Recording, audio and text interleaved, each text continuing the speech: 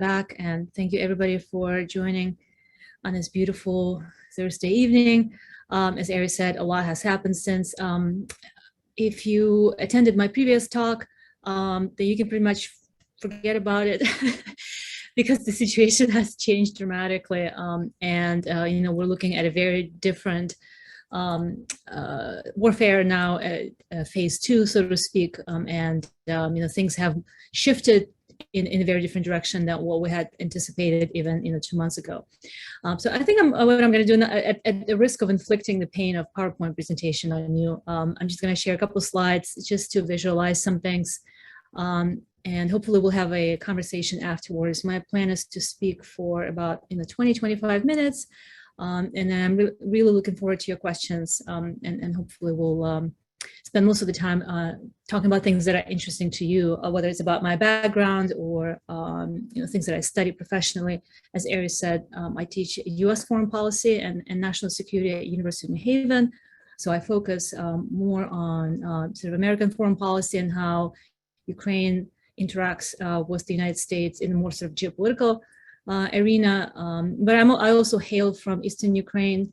My family is still there, all my friends are still there, and I definitely stay connected and talk to, spend most of my time really talking to people in Ukraine on a daily and hourly basis. So let me share my slides real quick, just to go over where things are at now. And where the fighting is concentrated and what we have to look forward to going forward.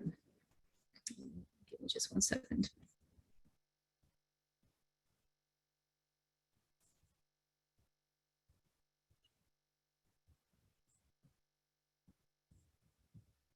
All right.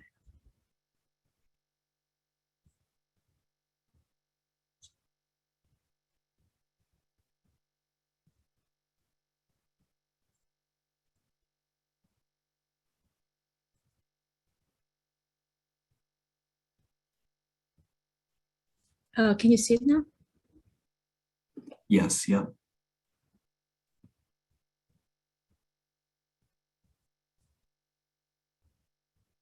All right, so last time we talked, we were pretty much focused on a lot of activity, a lot of fighting around Kyiv, as at that time it was pretty clear that the goal was Putin's goal was to encircle Kyiv and force a political capitulation on President Zelensky.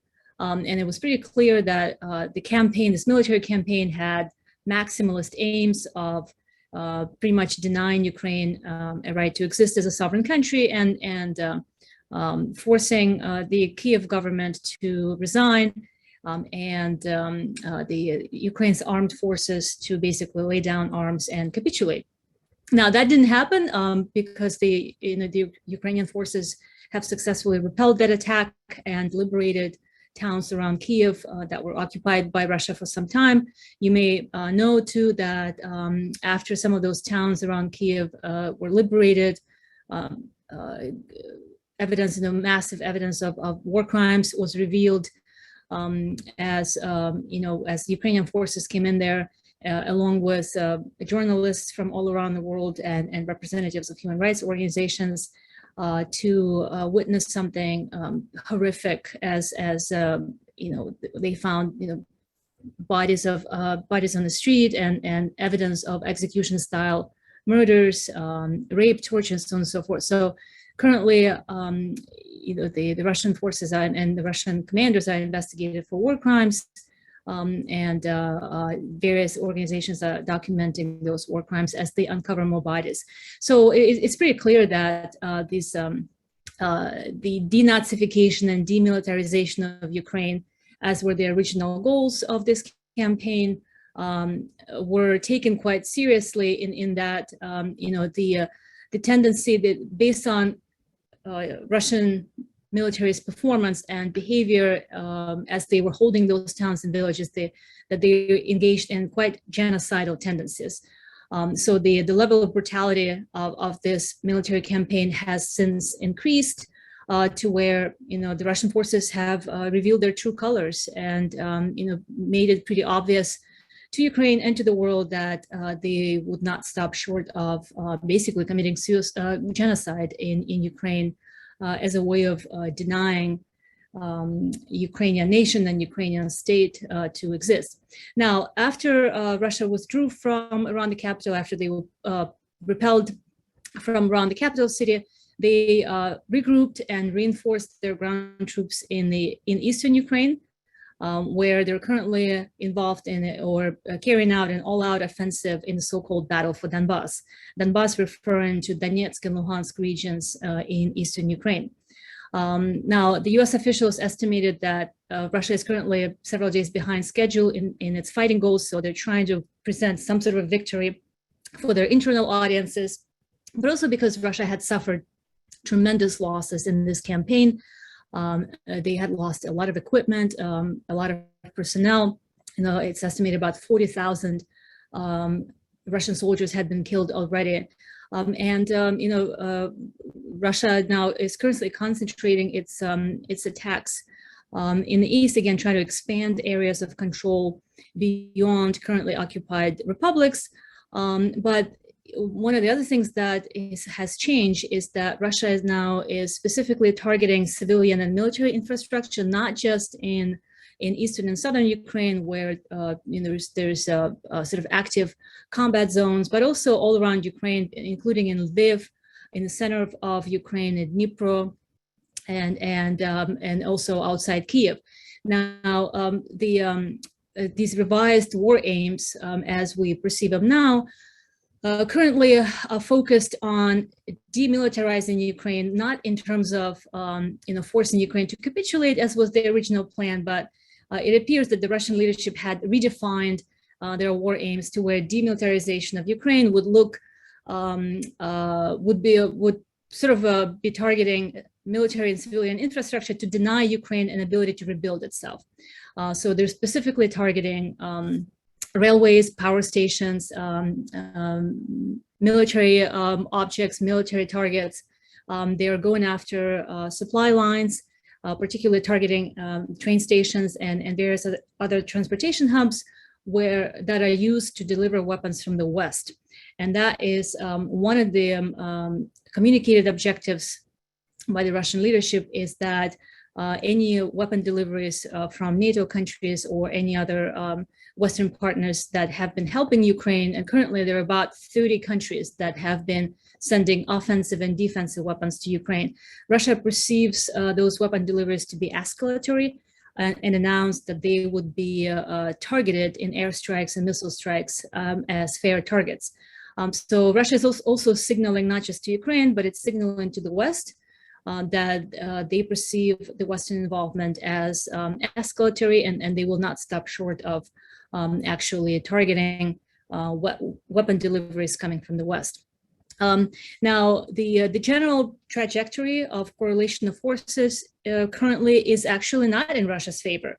And I think 2 months ago when we talked about it first time, it seemed as though Russia still had considerable advantage, and the military balance was definitely in Russia's favor. But currently, given increased weapon deliveries from the West and also more sophisticated capabilities that Ukrainians have been receiving, including again anti-aircraft systems, there's more offensive weapons, artillery systems. Now that the scale and scope of military aid has definitely increased to where Ukraine is now has a very good chance of actually dealing military defeat.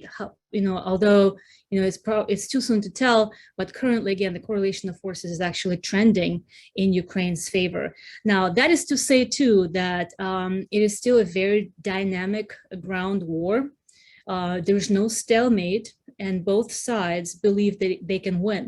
Now, what that means for all of us, whether observers or the international community writ large, is that there is very little for a negotiated settlement right now, because the opportunity is just not there.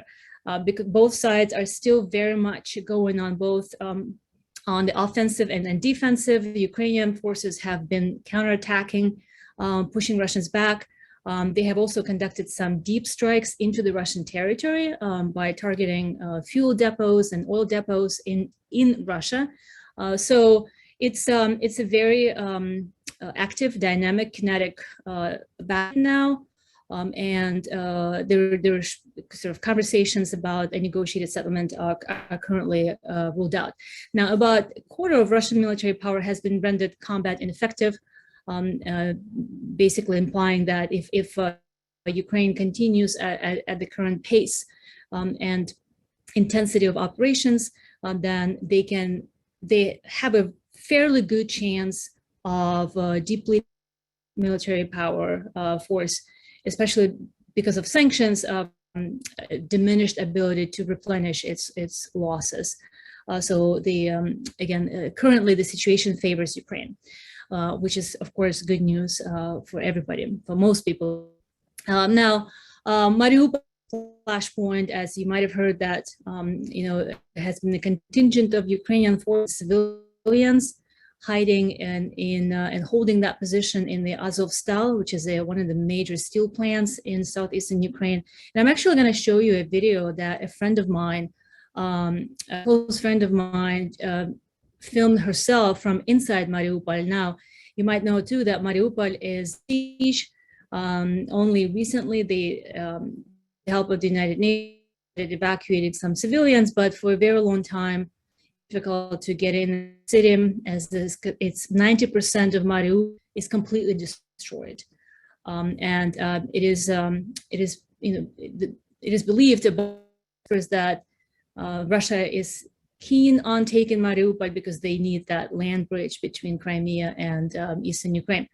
Now, a friend of mine had from Mariupol had for her parents were there's no communication in Mariupol, so they were she didn't know if they were still alive, but she was driving up to the border almost every day, talking to Russian checkpoints there and trying to find a way to get inside the city and look for her parents. She did it for several weeks with no luck, and then only a week ago she was actually able to drive into the city, and she had managed to pass a message to her parents who were alive. They were hiding in the cellar, and as later turned out that the Russian forces actually were providing food and basic supplies to some of the civilians trapped there, because the Russians want to be perceived as saviors and liberators. So one of the sort of dynamics that exacerbates the humanitarian situation is that the Russians block humanitarian aid to territories that they're currently holding, because they want to be the ones providing aid to local populations, to to be perceived as the only hope and as the ultimate saviors.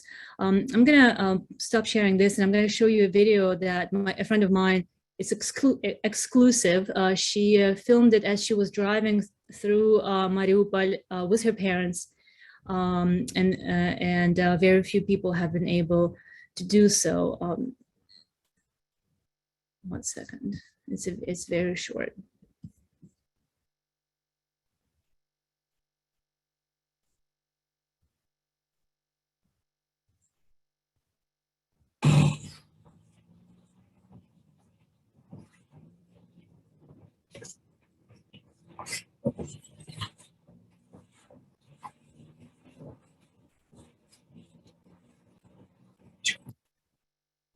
So this gives you an idea of what one of the largest cities in southeastern Ukraine currently looks like.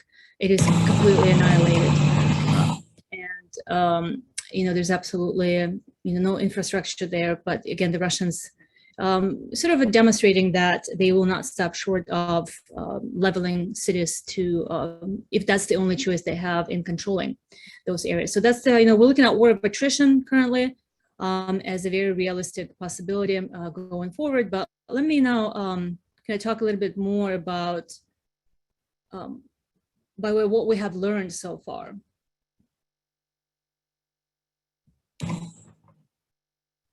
So what we have learned so far, so some of the key takeaways for us so far from almost 3 months into this war is that The Russian military performance has been miserable, to say the least. There were different types of problems ranging from poor strategic and tactical choices, failure to connect means and ways to ends. Putin set out maximalist aims without properly informing and preparing his military force, resulting in a failed campaign and again, massive losses on the part of the Russian military. Now, declassified US intelligence also revealed that Putin has been misinformed by his advisors about the Russian military problem. So there's serious intelligence failures. I don't think that Putin is irrational. I think Putin does pay attention to the battlefield situation and recalibrates accordingly. It's just that his facts seem to be fundamentally flawed. He has to respond to the situation on the ground, but it seems as though Putin's intelligence is curated, and he doesn't necessarily, not in the initial phases of the war, he didn't receive accurate information about the military losses. There's also a disconnect between operational and tactical choices. The way they ran this campaign as a special operation, completely underestimating Ukrainian defensive forces and the level of Western unity in responding with sanctions, military aid, weapon transfers, and various other diplomatic measures to deny Russia an ability to carry out this campaign. The Russians also ran a disjointed military campaign with very poor systems integration, very weak supply lines. On top of that, morale was very low. A lot of soldiers did not know that they were invading Ukraine, as we found out later, that they thought they were participating in a large-scale exercise that sort of morphed into a special operation that ended up being an invasion that they were not prepared for. And most importantly, one of the key problems in the Russian military campaign was it's just a very poor command and control structure where high-ranking officers were actually pushed to the front lines to solve basic tactical problems that, in Western militaries, non-commissioned officers, the NCO Corps, usually handle, resulting in was estimated at least 8 generals killed, which is, again, unheard of in a campaign of this sort, that generals would actually be dying in combat on the battlefield. But that kind of shows you just how deep Russia's mistakes and structural flaws ran in carrying out this campaign. They also, it is estimated that about 15 senior Russian commanders, including generals, like I said, were killed in action. Overall, the level of corruption in the Russian military revealed that some of the logistics problems were related to very poor maintenance, very insufficient supply lines, with equipment, with Russian vehicles and other equipment running out of fuel and abandoned or destroyed by Ukrainian anti-tank missiles and also drones that were quite effectively utilized by the Ukrainians as well. So let's talk about Ukrainians. What we have learned as far as what we can say about the performance of Ukrainian forces and how they were able to repel the initial attack and now actually involved in a counteroffensive operation. Ukrainians have been counterattacking in the east, and they currently have initiative in both defensive and offensive operations, and are positioned to continue pushing the Russians back to at least the pre-February 24th line. I think it's realistically, I think as much as Ukrainians may be enjoying a momentum here to liberate the original borders of pre-2014. However, realistically, I think right now we're looking at least restoring Ukrainian sovereignty to pre-February 2022 line, where Russia would still be holding those occupied republics, but that is, it still remains to be seen. So Ukraine is, one of the things that Russia overlooked was that Ukraine is one of the largest armed forces in Europe. It has about 200,000 active duty personnel and almost 1 million reservists that they called up to duty effectively and not proactively, but quickly enough to be able to mobilize a sufficient enough force to push the Russians back. Thanks to the military reform after the initial invasion in 2014, the Ukrainians have actually now created a very different organizational and cultural structure within its military force, giving junior leaders much more control of battlefield decisions, and where they can actually take initiative and execute tactical choices based on battlefield reality without checking with higher commanders, which is the case in the Russian army. So that, again, that military Western tactical training was of critical importance there as well. Civil resistance cannot be downplayed here in Ukraine's ability to withstand this initial attack, because even those areas where Russia is successfully occupied and are currently controlling populations, civil resistance is incredible.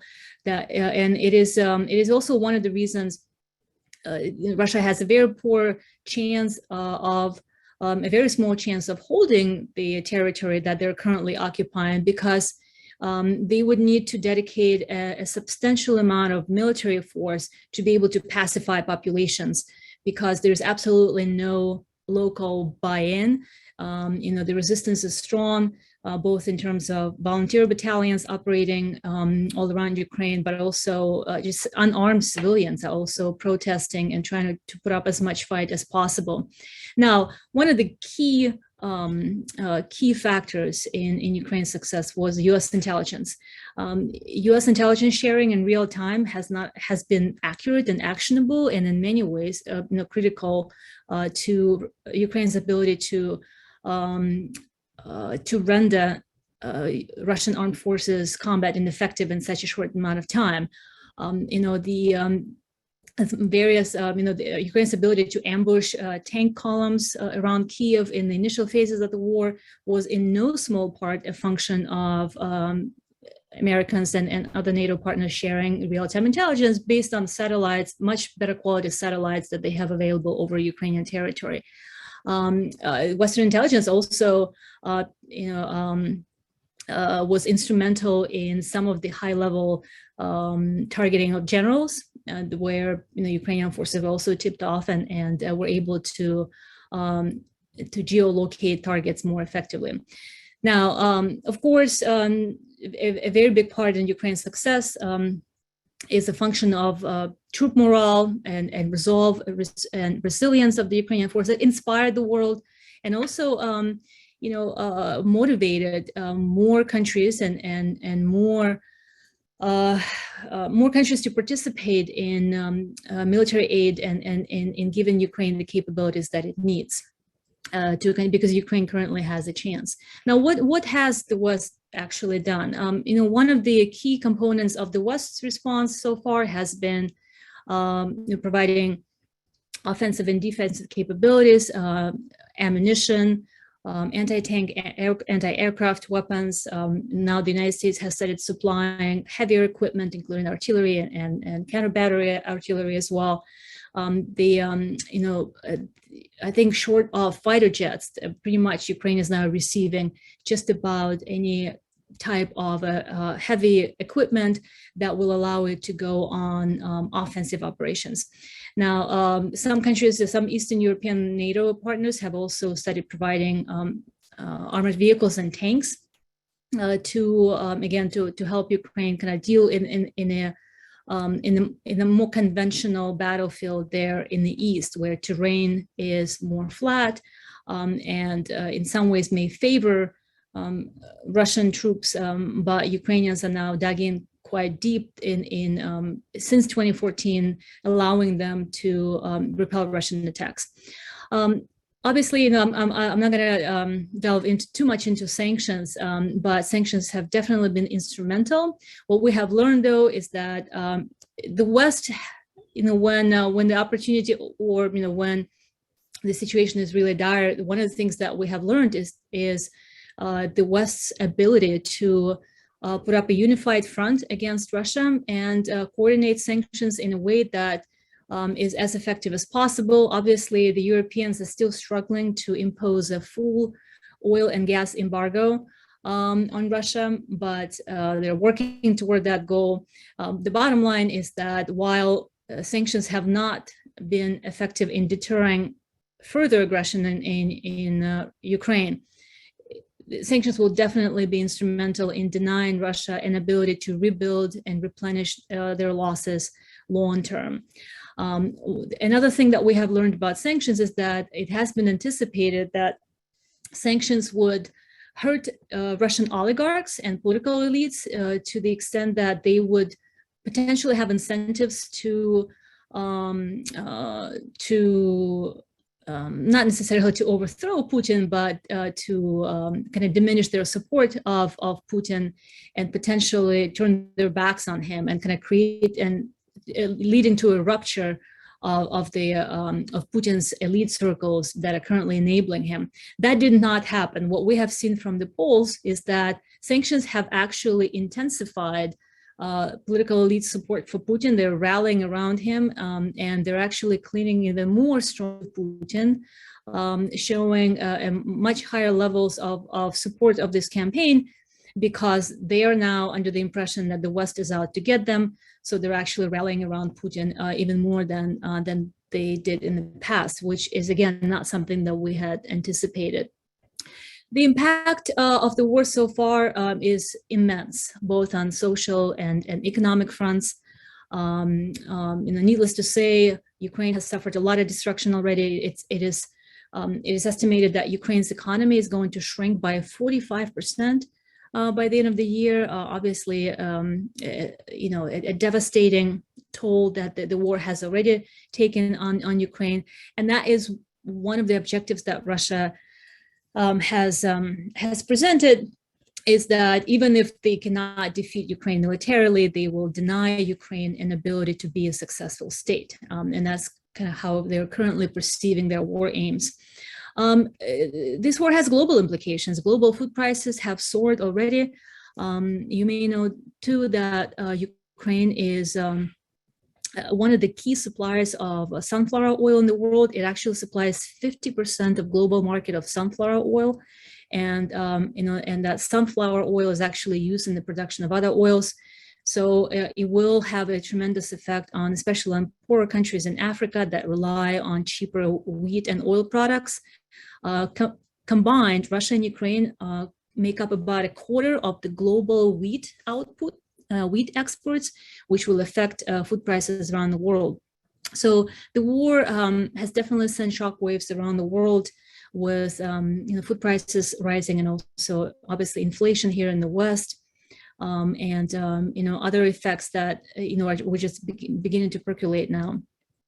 Now, I think it's important just very briefly to mention that as much as it may seem to us that there is a strong unified front against the Russian aggression in Ukraine, and that Ukrainians have absolutely dominated in the information space, and they were able to galvanize the world around the Ukrainian cause, presenting Russia as a humiliated force and as a paper tiger in a way, but also just exposing Russia's genocidal tendencies and the fundamental abuse of human rights and disregard for rules of engagement in war. But not everybody is actually with the West here. I think one thing to keep in mind is that even though the majority of the United Nations countries have supported this resolution to demand that Russia withdraw from Ukraine, 34 countries abstained, showing, kind of playing politics very differently, and then 5 countries voted against this resolution: Belarus, Eritrea, North Korea, Russia itself, and Syria. Now, that is to say that currently, in response to sanctions, Russia is pivoting toward Asian powers, and they're trying to reestablish new commercial connections there, find new trade partners, and pivot toward China and India in particular as potential export markets for Russian energy to keep Russia afloat. So, again, when we talk about the West's response, it's important to keep in mind that there's a sizable amount of countries where with very large concentrations of population, world population, that has not condemned Russia's invasion of Ukraine and continue dealing with Russia in various ways. So what are some of the future scenarios look like? There's currently talk about given Russia's losses and a shortage of personnel, there's talk that Putin might announce full mobilization.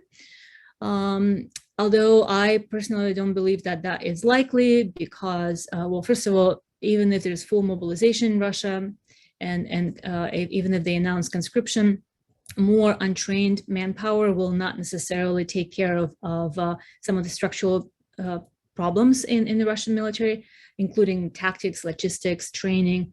Anyways, it will be a political defeat for Putin. If he announces full mobilization, that will basically mean admitting that the special operation has failed. Now, currently, while Putin is still maintaining the optics of this military campaign being just a special operation without invoking full mobilization in Russia, he is able to control the outcome because he can package and repackage victory in a way that suits his needs. He can always present a partial victory and say that liberation of Donbas, Eastern Ukraine, has always been the intent, and that the rest was just in the West's imagination. So I don't think that it's likely that Putin will actually go that route, but we're still looking at a war of attrition as Russia and Ukraine believe they have a good chance of winning. The situation remains very kinetic, and there's no stalemate. There's no natural break to where the military balance of power will change in either direction, as they're currently pretty much trending as pretty equal opponents, and that again will lead to even more ugly campaign going forward, as currently some of the more fierce battles are unraveling in the east for control of small towns and villages around some of the regional centers in the east. Now, Putin can claim that he has demilitarized Ukraine by destroying a lot of equipment and military industrial infrastructure. He can also, he has denazified it, as was the original plan, because they had almost completely destroyed Mariupol, which is sort of the headquarters of the Azov battalion, which is known for its sort of more sort of nationalist tendencies. He can always say that he had protected Russian-speaking populations in Ukraine by denying Ukrainian nationalists an ability to rebuild the country. Now, that is to say that whatever the next few weeks lead to, I think that Putin's control over outcomes, he can always spin it in a way to present a victory. And so there's hope that it will not spill over to a regional war, and that some sort of a negotiated settlement to pre-February 24th status quo will be possible, given if Ukraine maintains the current scope and tempo of operations, and the West continues delivering weapons with the same intensity and again at the same pace. So that is where we are now, and I will end there and look forward to your questions. Thank you so much. I'm just going to go right into the questions, and folks, you can continue to ask them. So I'm just going to go right in the order that I've gotten them. The first one was, is there a real possibility or chance that Putin may step down due to internal Russian revolt? We're not seeing any signs of that yet. That was, as I said in my presentation, that was one of the expectations when the West coordinated sanctions on business elites and basically leading to collapse of the Russian economy, that it would rupture, right, and also mobilize people to stand up against him. But the public opinion polls, as skeptical as we should be about public opinion polls in Russia at this time, show that people are actually more supportive of Putin right now, because they see him as the only, in the crisis situation, they see him as the only leader capable of defending Russia against the hostile West. I don't see a likelihood of Putin stepping down or being overthrown in some sort of a coup d'etat. There's just no empirical data to support that right now. Okay, thank you. There's a couple in the chats rather than this Q&A thing here. So is the US the primary supplier of weapons and money to Ukraine?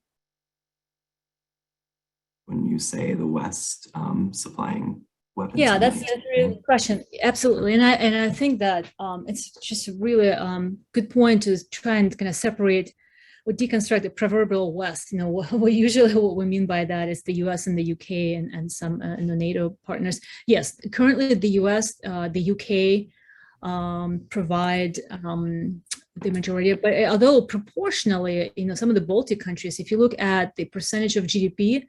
Countries like Estonia, Lithuania, I believe Poland too, are actually relative proportional to their military capabilities. They're actually giving more. You know, in net amounts, the United States is currently the largest giver. You know, just recently, so far, the U.S. provided about $14.14 billion in military aid, and just recently Biden requested 30 billion more. So we have not seen this level of military support given to anybody, really. But it's also to keep in mind that we're still racing against time.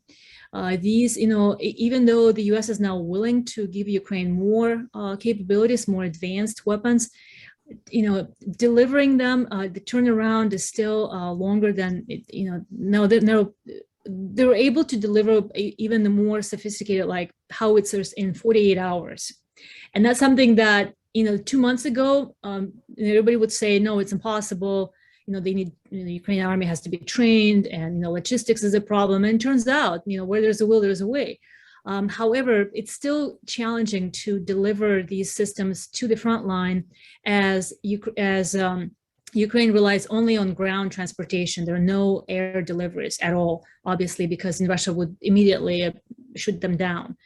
So Ukrainian air is not safe for air deliveries.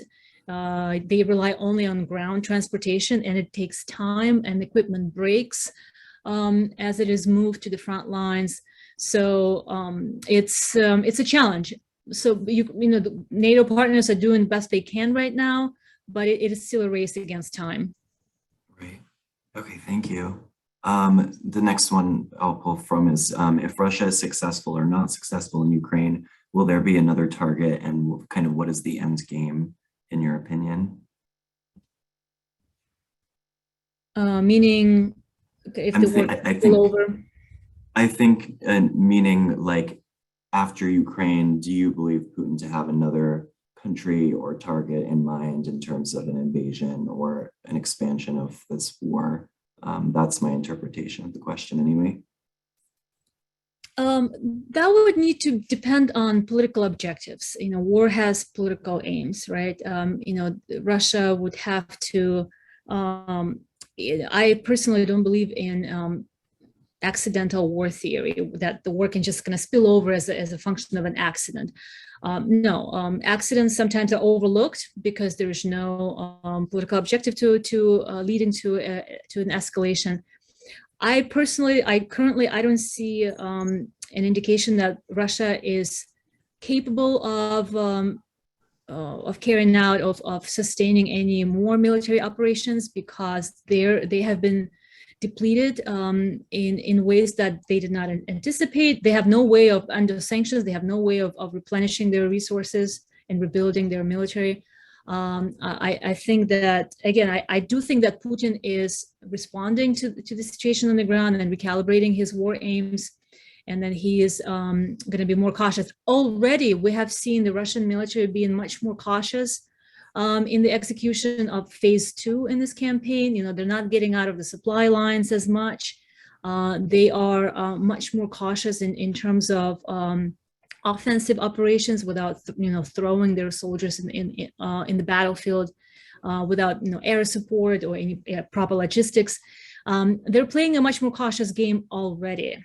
Again, to me, all of that adds up to it would not be prudent for Russia to be, attempting any operations outside Ukraine's borders. But one real danger remains in cyberspace. I think one of the ways in which NATO members and the United States in particular could be threatened is in cyberspace. The cyber attacks are still a real possibility as a way of kind of taking revenge and retaliating, as Russia's conventional power has been fairly diminished.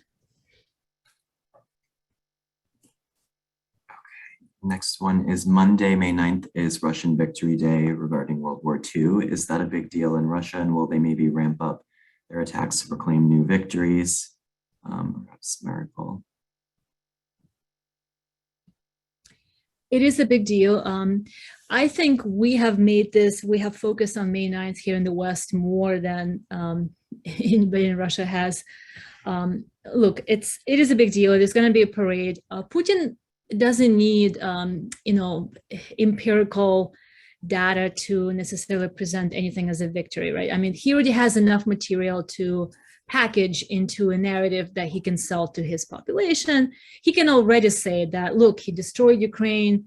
They almost leveled Mariupol, which was sort of a safe house for Azov battalion, that is sort of this Ukrainian nationalist, as it is presented by the Russians. I don't think May 9th is just a date. If it doesn't happen, I don't anticipate that anything will happen on May 9th. I just don't see any significant changes right now on the battlefield that will allow Putin to,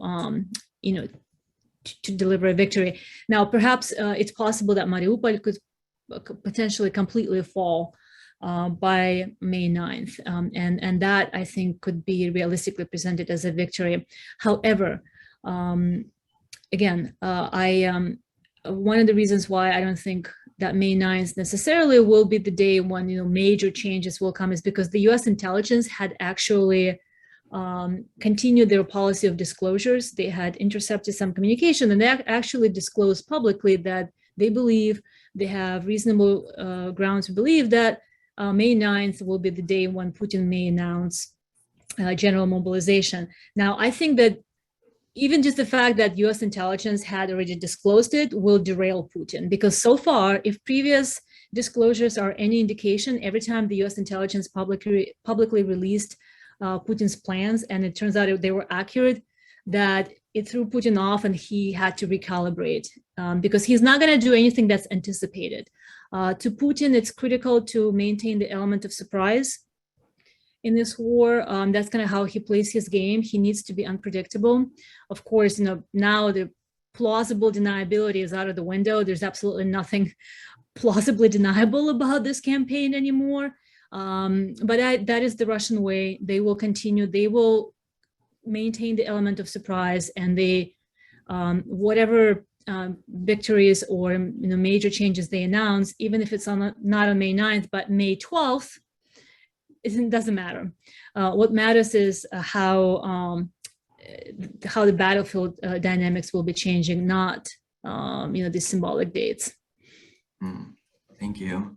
The next question is, given the recent exercises by the Belarusian military, has the chance that they will actively participate gone up? And maybe you could just expand on their role a little bit in general.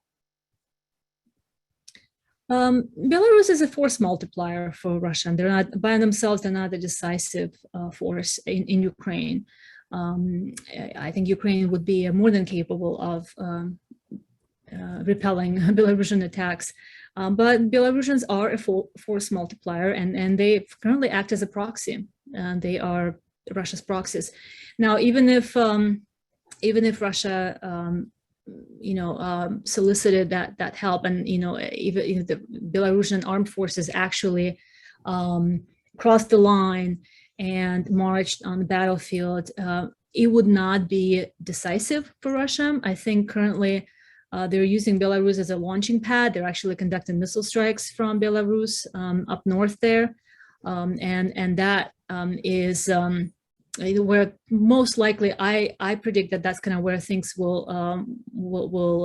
continue, how things will continue to unravel. It's a huge liability for Belarus to get directly involved because already Belarus is heavily sanctioned. If Belarusian armed forces actually cross the line and join the fight, then that would cripple the Belarusian economy even more than it has already been. So I think it's given the current dynamics with sanctions and the Russian economy just being completely devastated, I think they would need to play this game a little bit more cautiously. Great, thank you. Someone's asked about COVID in Ukraine. Like, I'm guessing how has COVID kind of impacted resistance, the war? Do you have any sense of that? I haven't tracked that closely, I'll be honest. Currently, the priorities have, I think we're going to see the humanitarian situation there is dire. I think the rise of infectious diseases will, we're going to see potentially more, I would imagine that, beyond COVID, we'll see more infectious diseases spreading and just a complete crisis in public health. But I haven't tracked the statistics as far as COVID is concerned. I'll be honest, and I doubt that the Ukrainians are paying attention to that right now, given priorities on the ground. What is the likelihood of there being actual combat in Transnistria, given the apparent false flag actions by Russian special forces there? Right. It's not zero. I think the way I read it is that the Russians might be using their forces or their proxy forces in Transnistria to link up with their Russian conventional forces in the south there and completely cut off the Black Sea access to Ukraine. That is one of the scenarios being considered, even though I don't think the Russians will be able. They simply don't have the manpower to control that entire front and cut off the Black Sea, because they don't have Mykolaiv. They will never be able to take Odessa. They're currently striking on Mykolaiv and Odessa, leading up to Transnistria. But I think they may try to link up with their forces there in the south and use Transnistria as an anchor, as a hook, to cut off access to the Black Sea, to impose an economic blockade on Ukraine and actually leverage this economic blockade against the government in Kyiv, because currently, Ukraine's only remaining port now, viable port in Odessa, has already suffered about a 75% decline in decrease in its exports, obviously due to military operations there and the destruction. So if Russia cuts off access to the Black Sea, then they will be able to put an enormous amount of pressure on Kyiv and potentially, strong arm them into signing some sort of an agreement on their terms. And they will need Transnistria for that to execute that campaign. I think it's still quite ambitious. I think the offensive in Donbas is already a lot of work for Russia, that they will be lucky if they can pull that off. And I doubt, they just cannot. One of the mistakes they made in the beginning is that they spread themselves too thin. They ran this disjointed campaign only to realize that they don't have the training and the capabilities to sustain it. They have since realized their mistakes, and they're now concentrating their offensive operations in the east and somewhat in the south. So I think right now it's more of a distraction. And I don't think they'll be able to link up there with Transnistria. I'm going to try just to combine a couple There's a question on if the US had sent fighter jets, would there have been a different outcome? What is your opinion? And I'm going to try to kind of tack that into, can you explain what setting up a no-fly zone is and how it could help? So basically, a no-fly zone would draw the US and NATO directly into this conflict. That's just the bottom line. The question really is, should the United States get involved militarily directly? Because to enforce a no-fly zone, to be able to enforce it, the United States and or NATO would have to take out air defense systems on the Russian territory. Because right now Russia has massive air defense systems all along the border with Ukraine, where they can shoot down any plane in Ukraine's air from their own territory. Now, to effectively enforce the no-fly zone, basically the United States would have to first destroy air defense systems, Russian air defense systems, to be able to protect Ukrainian skies. And that would basically translate into direct involvement. And look, and this is kind of where currently the United States and NATO have drawn the line. Ukrainians know that. I know Ukrainians have been asking for a no-fly zone. I'll give you an example. A few weeks ago, Chief of Staff, Zelensky's Chief of Staff, what's his name? It'll come back to me. I almost said, no, not yesterday. Chief of Staff of Zelensky wrote an op-ed in New York Times saying that the Ukrainians want the no-fly zone, and he said indirectly, he said, look, we know that will mean a direct involvement into a war with Russia.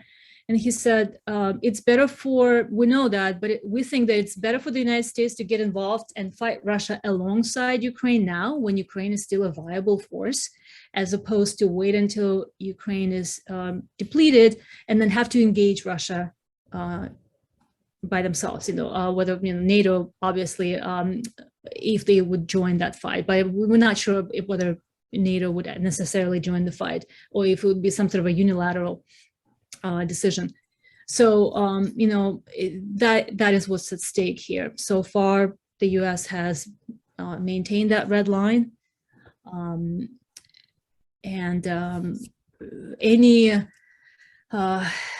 If anything changes on the ground, chemical weapons or tactical nuclear weapon deployed, maybe they'll revisit that red line. But currently, I don't see the United States crossing that line. Okay, thank you. Someone's asked, and there have been lots of stories and rumors almost on the health of Putin. Do you believe Putin is ill or might need surgery, and if so, who would be in power? And I guess that points to the question too, right, of if Putin were taken out of this equation, what would become of the conflict? How would it carry on past him?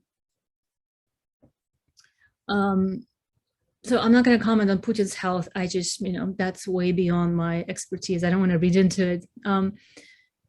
It's possible that he could be sick. I have heard rumors. Oh, by the way, Chief of Staff Andrei Yermak, of course, now I remembered it when it's not relevant. So as far as, I think there's a preoccupation here in the US with Putin being the ultimate culprit and the target. It's not a given that any consecutive government will be less anti-Western or have a different foreign policy toward Ukraine. It's possible, but it's not a given, because there's a consensus among political elites in Russia that Ukraine is not a real state. That there has been this historical revisionism. It did not originate in Putin's mind, that the Russian society, the Russian political elites have been conditioned in this educational system and in this sort of revisionism that portrays Ukraine as fundamentally anti-Russian and being exploited by the West to get at Russia. I think that there's no real breakthrough is possible for as long as Putin is in power. There is hope that any successive government in Russia will be more cooperative, but the United States would have to play its game differently too. So we would have to provide very strong incentives for Russia to cooperate, and it would obviously, we would have to maintain sanctions on Russia to continue putting pressure on its political and business elites.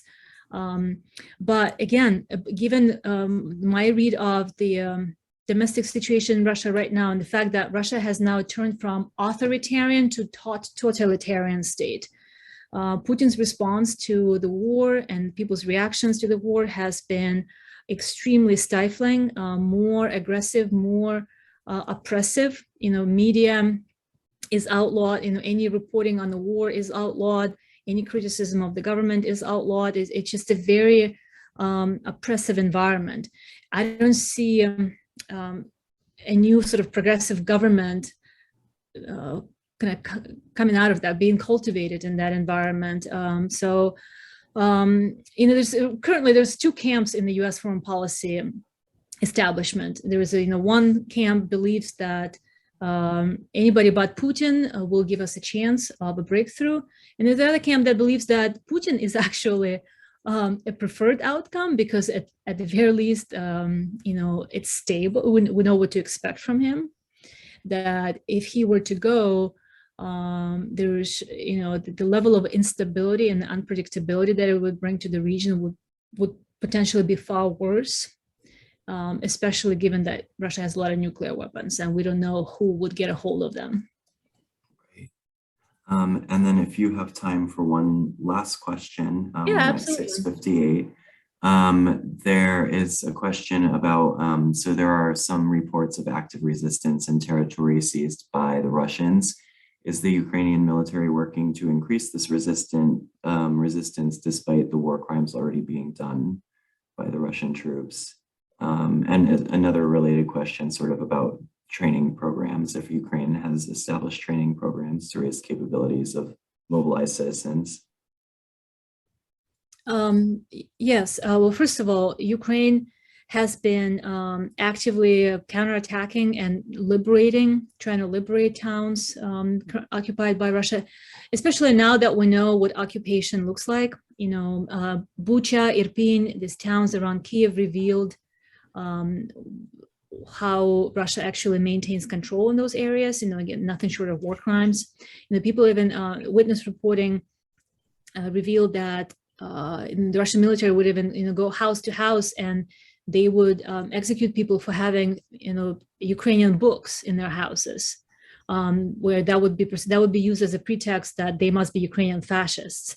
So this level of brutality, but also again genocidal practices, really raised the stakes as far as what Russian control of Ukrainian territories, what level of war crimes and brutality currently controlled towns that we don't know what's happening there.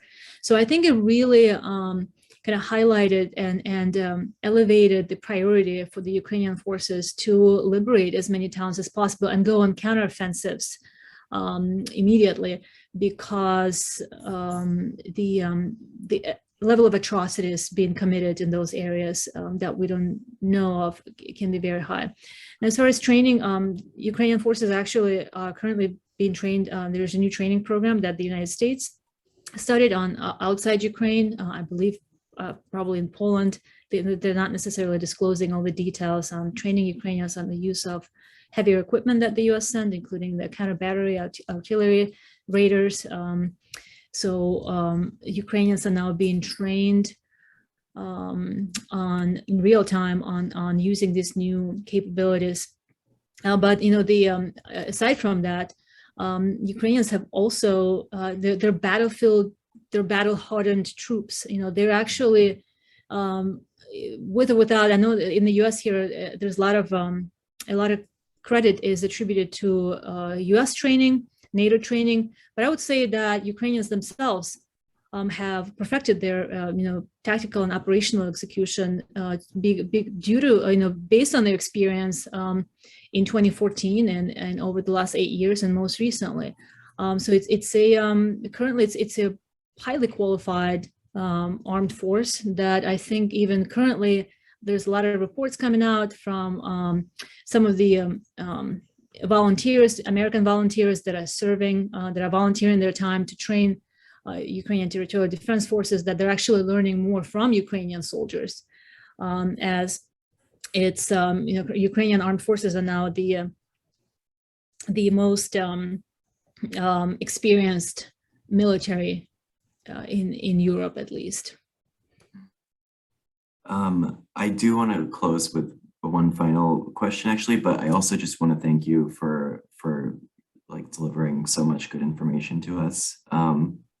And everyone, it will be recorded so you can watch later. But I was just going to ask you, is there anything you would like people to know about the war that maybe you're seeing talked about a skewed way, or just kind of open it up to you to sort of clear up any misconceptions, or say whatever you think would be helpful for people to know?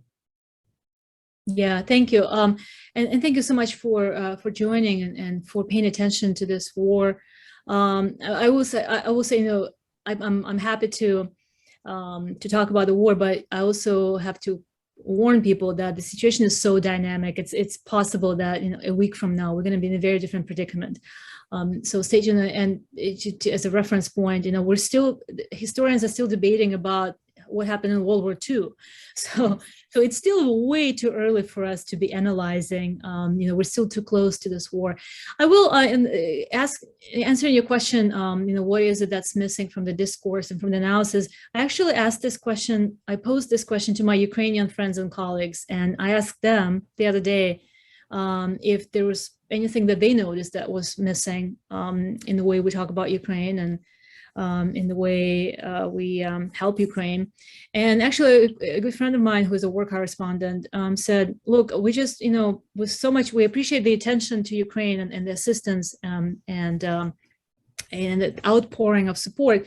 But I think what we want people to realize is that it's not limited to Ukraine. It's not a Ukraine war. It's a global war. That in Russia, that what Ukraine is fighting for has global implications, that it will forever change the fabric of the European society. It will forever change the European security architecture in Europe. It will change it has already changed global economy. It is a global war. And people should be talking about it as a global war with global implications that may not be immediately seen, but it's not about just Ukraine is paying the highest price, no doubt. But it concerns all of us. It concerns all of us as global citizens, if you will, because we benefit from the global economy, right? We benefit from the security and stability in Europe. And if we sort of elevate the level of importance of this war to that of a global war, really, and think about what it means to us personally and as a country and individually, then I think that would be appropriate in terms of acknowledging the efforts on the part of Ukrainians in repelling, in fighting one of the largest militaries in the world single-handedly. And then in addition to that, I would say, as a naturalized citizen, I also would sort of encourage people not to take their own democracy for granted. And I think I might have talked about it before, but to me, Ukrainians are literally dying for some of the basic freedoms that we have taken for granted here in this country, especially with midterm elections coming up here. I would, again, just encourage people to not take their own freedoms for granted and to fact check, to hold elected officials accountable, because these are some of the fundamental rights that once they're taken for granted, it's a slippery slope. And this is what Ukraine is literally bleeding for, is for a chance to self-determine, for a chance to be independent and make their choices. So I think we should be more responsible for how we use our freedoms here in the US and protect our democracy here at home. Man, what a close. That's our charge tonight, though. And again, thank you to everyone, continue to like reach out, your librarians, your neighbors, get involved. Encourage you to look at the resource list that Olena put together as well of reading materials and aid organizations. And thank you again. I honestly just can't thank you enough for offering to do this and making this more comprehensible. And I also especially thank you for reminding us, people are still studying and debating World War II, and we can't have the perspective of, analysis or understanding this close and soon. So just thank you for your time and insights. Okay, so folks, feel free to reach out, keep asking questions, and thank you again for making it. Thank you. Have a good night. You too. Thanks, Olena.